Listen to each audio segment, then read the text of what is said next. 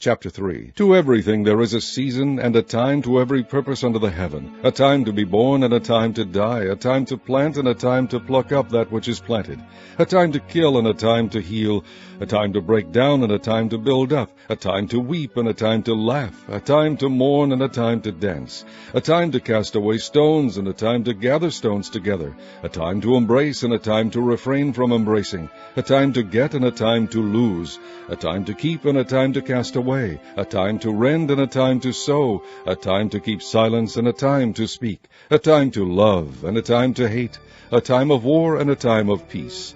What profit hath he that worketh in that wherein he laboureth? I have seen the travail which God hath given to the sons of men to be exercised in it. He hath made everything beautiful in his time. Also he has set the world in their hearts, so that no man can find out the work that God maketh from the beginning to the end. I know that there is no good in them, but for a man to rejoice and to do good in his life. And also that every man should eat and drink and enjoy the good of all his labor. It is the gift of God.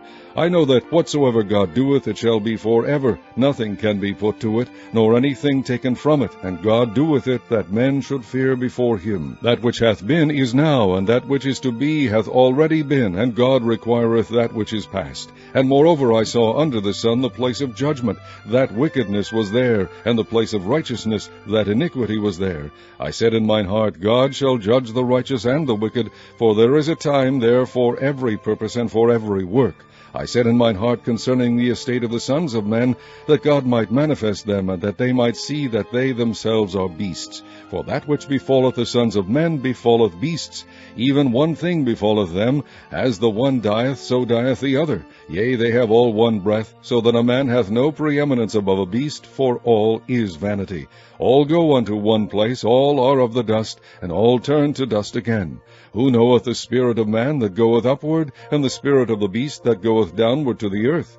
Wherefore I perceive that there is nothing better than that a man should rejoice in his own works, for that is his portion, for who shall bring him to see what shall be after him?